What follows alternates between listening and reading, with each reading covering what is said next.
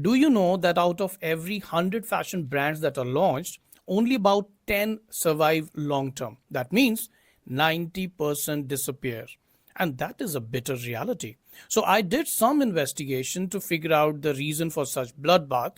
And what I found out are three mistakes that founders do and that no fashion college is teaching. So let me tell you a recent story. A few days ago, I met a young designer. Let's call her Daisy. Now, Daisy had graduated from a fashion college in Delhi, very talented, very passionate, and like many other designers, she had one big dream: my own fashion label. So she did what most founders do. She invested 4 lakh rupees from her saving, designed 20 styles, did a professional photo shoot, launched a beautiful Instagram page, and the launch looked fantastic. All her friends commented, "Wow, this looks amazing. You are the next big designer." And honestly, for the first few weeks, it felt magical. You know that feeling when you launch something and you keep refreshing Instagram every 5 minutes. Did somebody like it? Did someone order? So you know that feeling, right? But 4 months later, something shocking happened. Daisy had sold only 23 pieces. The rest of the garments were lying in that carton. Her savings were gone, and slowly the brand disappeared. Now, here is the uncomfortable truth: Daisy's story is not an unusual story. It is the most common story in fashion entrepreneurship. And all of this happened because of the invisible problem coming from the biggest myths of fashion business. Most people think brands fail because of bad design, and that is almost never the real reason. Fashion brands don't die because of ugly clothes, they die because of bad strategy. So let's break down the three biggest mistakes that destroys fashion startup. So mistake number 1 is designing without demand. Let me ask you something. If you were launching a fashion brand tomorrow, what would you do first? Look for inspiration, choose a category, design clothes, create a logo, shoot Instagram content. Yes, that is the most used template.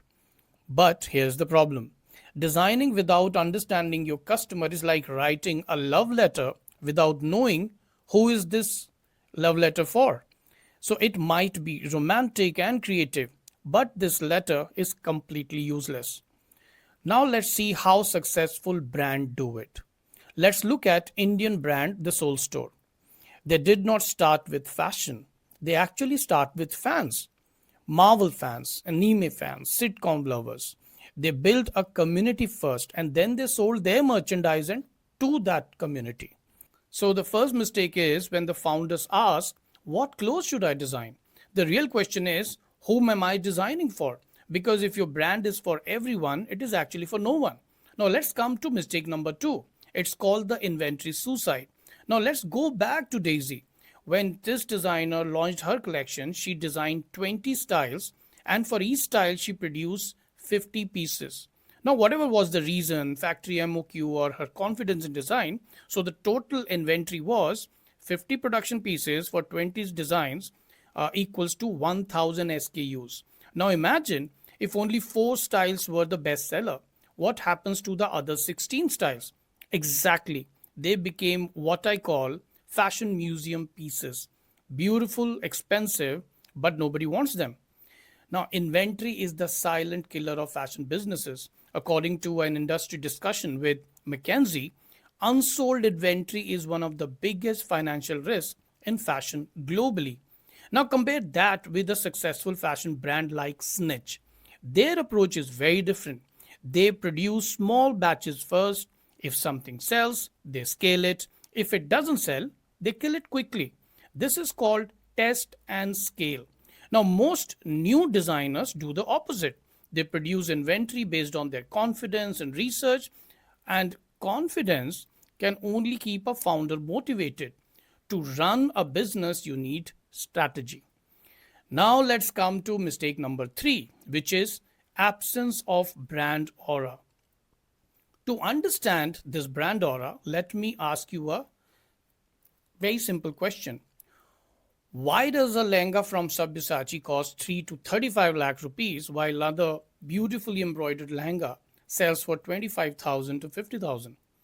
Is the fabric made in another planet or the thread dipped in gold? Of course not.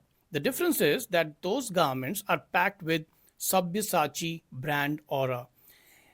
I call it brand aura packaging.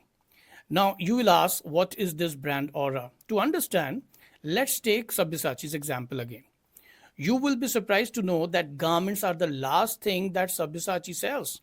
Customers are actually buying the brand aura that psychologically transformed them into Indian royalties. With this aura, they personally experience Indian opulent culture.